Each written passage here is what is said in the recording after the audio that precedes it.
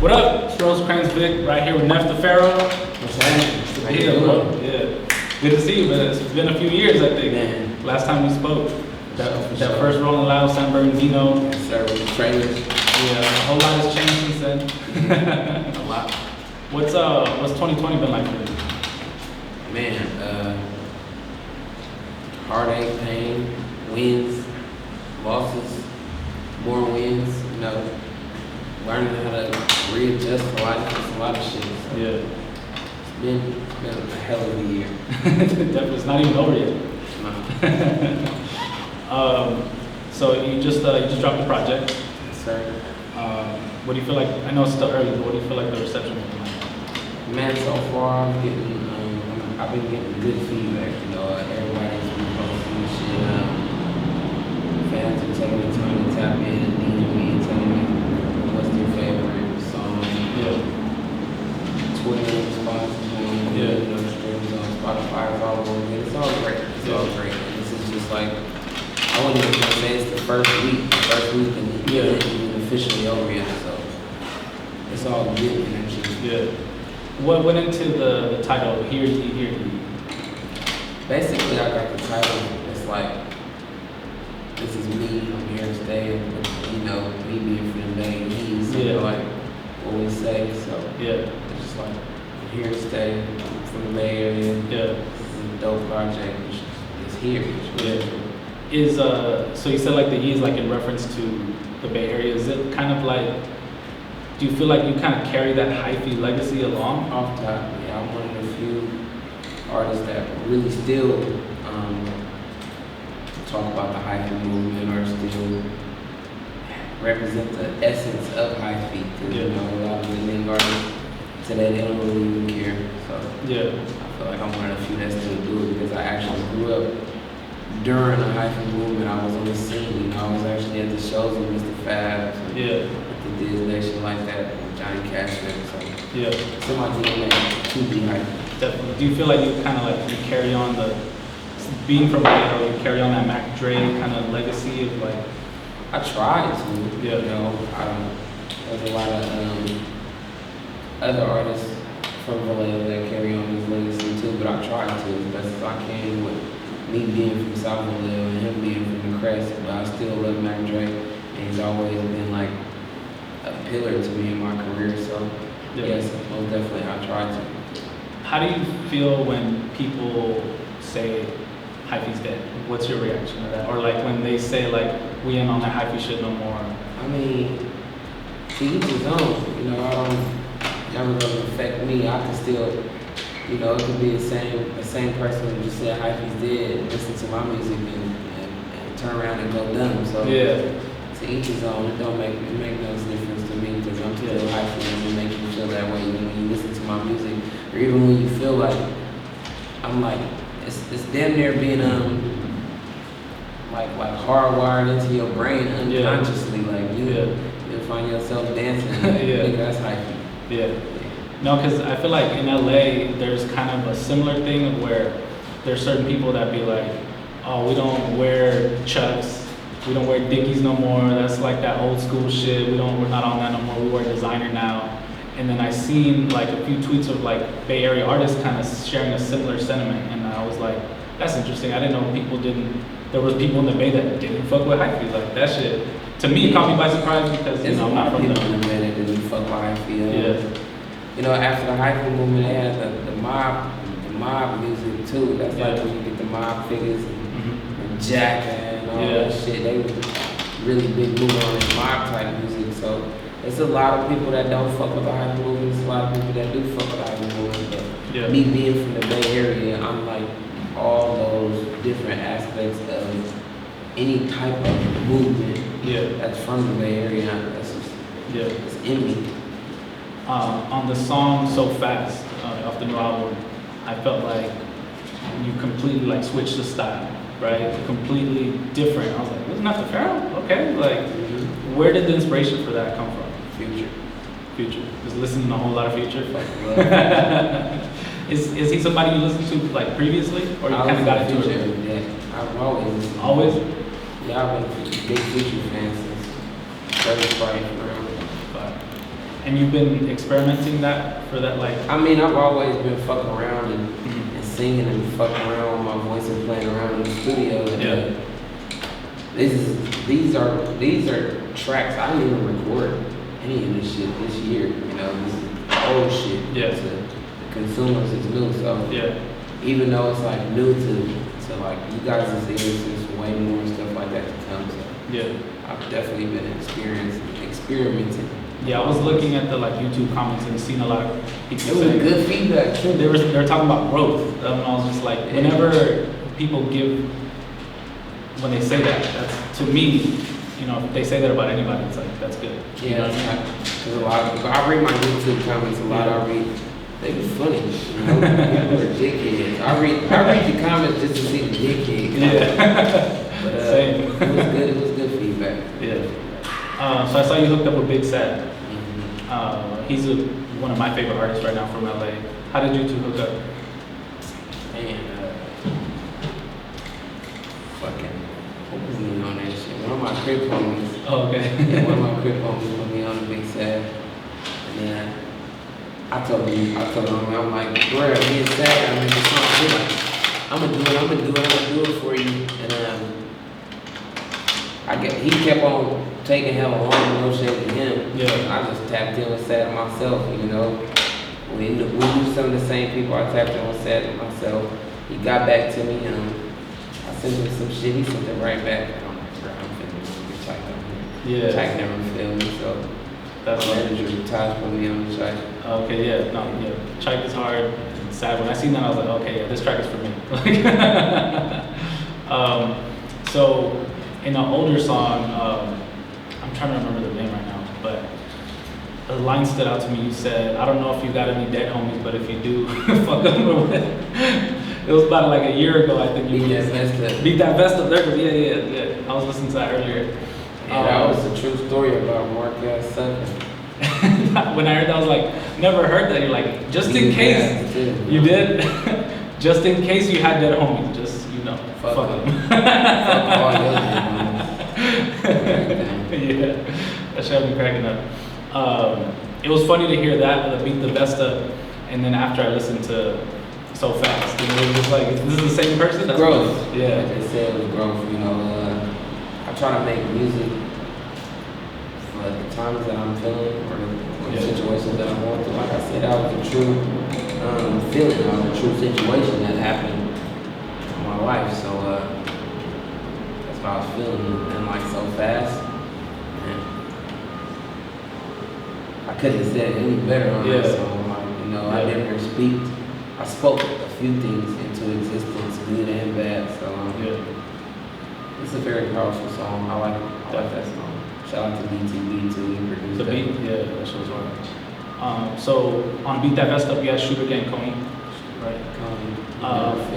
How's it been to watch him? Because I know he's came up a lot recently. I know you've had songs with him since the beginning. How's it Man, to watch Coney, to watch him, growth.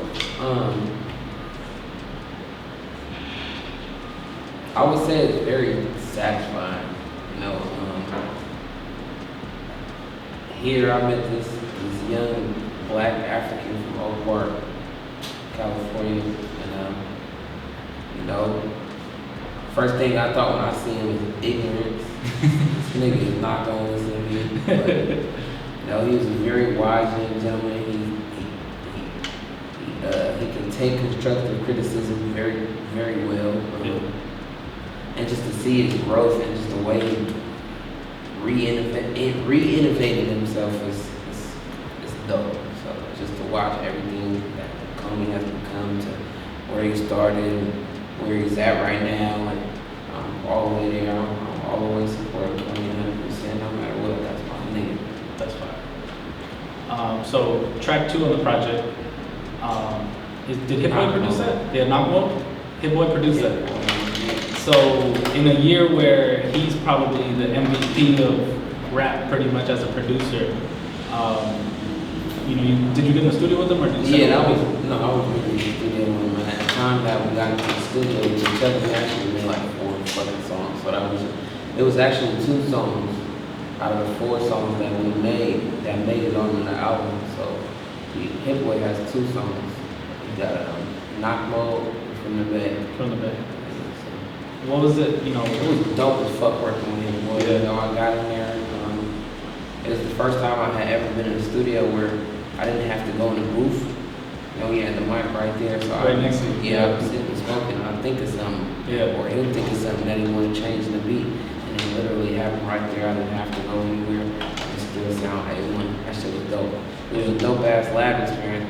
Where the fuck did I meet Hit Boy at? I met Hit Boy at Young Dolph pool party. Where? Out here, okay. That's crazy. So you guys linked up. He tell you he fucked with my music. We exchanged numbers. Yeah. You know when I'm usually iffy when it comes to shit like that, cause I'll be thinking like bullshit, you know. Yeah. So I waited a few days and I actually texted him and he was like, "What's up?" Like, yeah. You still in LA? I'm like, "Yeah." I slid. Like, hey, magic. That's fire. Yeah, because sometimes people will be like, "Oh yeah, fuck with you," exchange numbers, and then you hit them, and then you don't hear nothing. Nigga, famous Dex, weird ass, give me like that. Funny ass. That nigga so weird. I guess it's like a thing where, you know, people in the game recognize each other. Like, oh, I've seen them around. Maybe they just don't want to. I'm not finna go out my way for another nigga to be capping and be like, oh, I'm finna give you my number and then not go out the way. All you guys to do is be like, what's up, bro? Yeah, that's it. Yeah. Gone. Yeah. Easy. Yeah. You don't have to talk to this person, don't fake people. Like, you're just wasting time. You're wasting time for your day. Yeah. Okay. So you had a track called Not Lil Wayne on the project. I love Lil Wayne. Yeah. I figured that might have been a story. Maybe somebody like confused you or what? Like man, what's the story behind it? Time, man, Lil Wayne. I get off the plane or something. Yeah. So it's like, oh, you're a rapper, and then they're like Lil Wayne, and then or like dreads in the face tat. So they walk up to you and like, oh my God, you're a rapper, and then you're like, yeah, Nef The Pharaoh, and they're like, Lil Wayne. Lil Wayne. Not Lil Wayne. But I like that you leaned into it, you know what I mean? Because some people would get upset, you know what I mean, and be like, start growing a resentment even towards that artist that, you know what I mean? And go. Yeah, exactly. Ever resent Wayne. Yeah. What's your favorite Wayne song?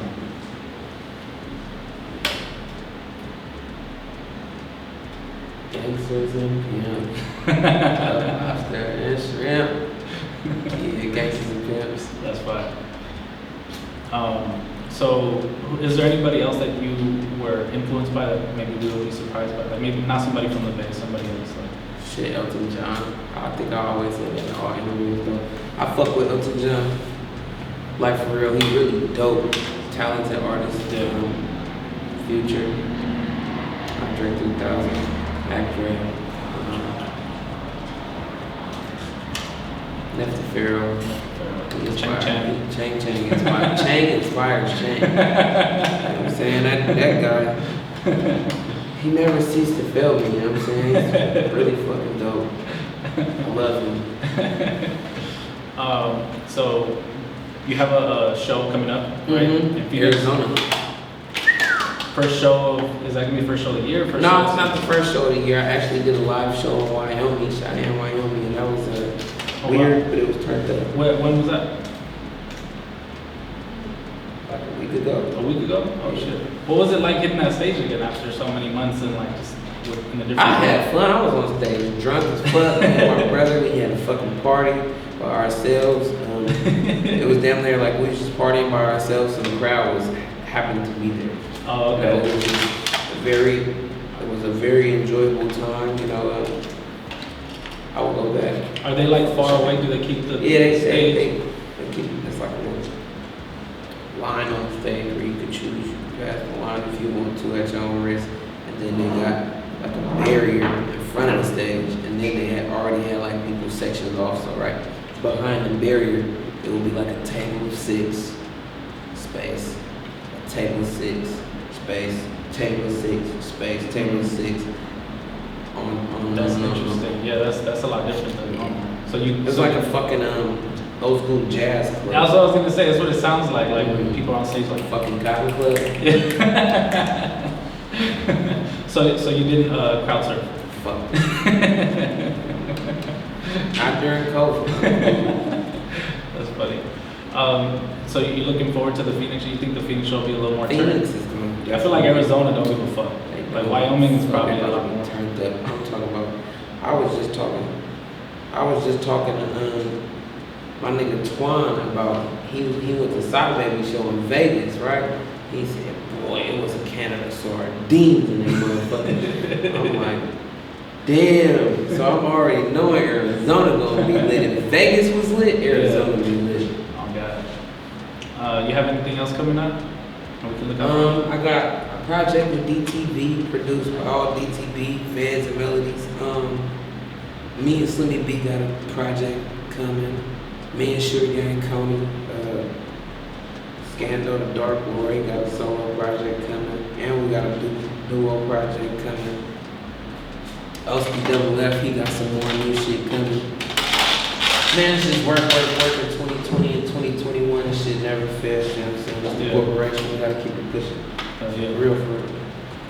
Yep. You said independent. You said I went independent. I went and I got back. I went independent on their ass. Now I'm back buzzing. Now I'm back buzzing. Speak on that. Are you no longer with the label? No, I'm no longer sick with it, but there is no bad blood with me and E-40. You understand me? I got it tatted on my leg right here. I love E-40 always, but yeah, he was on the project. Yeah, he was on the project, but like just being a pupil. If you are a pupil and you be under someone and you just don't be a dummy, you really listen, you fucking learn. Just me being up under E-40, I just learned that I wanted to be a bigger businessman. You know what I'm saying? Yeah. And with that being said, like I couldn't spread my wings under a full-grown eagle. I'm trying to be eagle too. That makes sense. And a lot of times it's funny because I feel like if you have a good enough mentor, that's what they would want you to do. And a lot of motherfuckers get confused too, because what I'm not trying to say is like, nigga, I'm about to outfly you, I'm about to be a bigger deal.